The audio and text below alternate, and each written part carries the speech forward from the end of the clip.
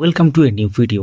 এসএসসির যে review petition সেটা এখনও পর্যন্ত তার ডেট উঠে আসেনি যে কবে শুনানি হবে, এবং এর মধ্যে আপনারা জানেন যে মহামান্য বিচারপতি সঞ্জীব খান্না স্যার তিনি আজকে অর্থাৎ 13 তারিখ তার রিটায়ারমেন্টের দিন, এবং আগামী কাল থেকে বা 14ই মে থেকে পরবর্তী যিনি মাননীয় প্রধান বিচারপতি হতে চলেছেন বি আর গাভাই স্যার, তো এখন যে সমস্ত যে মামলাগুলো আছে অর্থাৎ যে রিভিউ পিটিশন রাজ্য এবং এসএসসির, সেটা এখনও পর্যন্ত পেন্ডিং আছে ব্যাপারটা।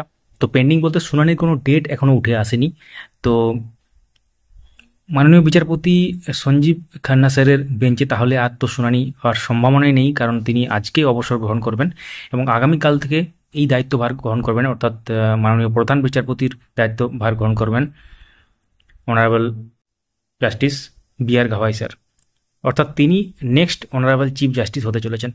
তো এখন ব্যাপার হচ্ছে এই যে ব্যাপারটা, এটা কিন্তু এই 26,000 বা 25,735 বলুন যাই বলুন, তো এই ব্যাপারটা কিন্তু যে রিভিউ পিটিশনটা সেটা কিন্তু নতুন মহামান্য চিফ জাস্টিসের বেঞ্চে হয়তো যেতে চলেছে। এখন ব্যাপারটা আমরা বুঝতে পারবো যখন ওয়েবসাইটে এটা আপডেট হবে।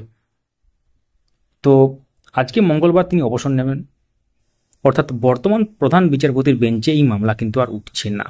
চাকরি বাতিল নিয়ে রাজ্য এবং এসএসসির রায় পুনর্বিবেচনার আবেদন বা রিভিউ পিটিশন নতুন বিচারপতি শোনার সম্ভাবনা, যদিও কোন বেঞ্চে শুনানি হবে তা এখন নির্ধারিত হয়নি। তো আপনারা ইতিমধ্যে অবগত আছেন, এপ্রিল মাসের 3 তারিখে এসএসসি নিয়োগ প্রক্রিয়ায় দুর্নীতি এবং অনিয়মের অভিযোগে প্রায় 26,000 চাকরি বাতিল করে দেয় সুপ্রিম কোর্ট। প্রধান বিচারপতি মাননীয় খান্নার বেঞ্চ চাকরি বাতিল নিয়ে কলকাতা হাইকোর্টের রায় হস্তক্ষেপ করেননি। শীর্ষ আদালতের ওই রায়ে অস্বস্তিতে পড়ে রাজ্য সরকার, তারা রিভিউ পিটিশন করে বলে জানায়। রায় ঘোষণার 1 মাসের মাথায় গত 3 মে রাজ্য এবং এসএসসি সুপ্রিম কোর্টের রায় পুনর্বিবেচনা আর্জি জানায়। সেই আবেদন এখনও গৃহীত হয়নি। এই অবস্থায় বর্তমান প্রধান বিচারপতি বেঞ্চে রাজ্যের আর্জি শুনানি নিয়ে অনিশ্চয়তা তৈরি হয়ে গেছে, কারণ তিনি আজকে অবসর গ্রহণ করবেন এবং সেই জন্য এই বেঞ্চে কিন্তু ওই মামলা আর ওঠার সম্ভাবনা নেই বললেই চলে। তো রিভিউ পিটিশন শুনানির ক্ষেত্রে সুপ্রিম কোর্টে কয়েকটি ধাপ রয়েছে। রায় পুনর্বিবেচনা চেয়ে কেউ আর্জি জানালে প্রথমে তার সংশ্লিষ্ট বিচারপতির চেম্বারে যায়, সেখানে বিচারপতি বা বিচারপতিরা সিদ্ধান্ত নেন মামলাটি গ্রহণ করা যাবে কিনা।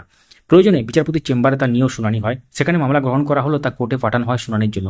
এসএসসি মামলার ক্ষেত্রে 7 দিন পেরিয়ে গেলেও মামলাটি এখনও চেম্বারেই যায়নি, এবং এক্ষেত্রে গুরুত্বপূর্ণ যে ব্যাপার সেগুলো উঠে এলো, যেটা আপনার সাথে শেয়ার করা হলো।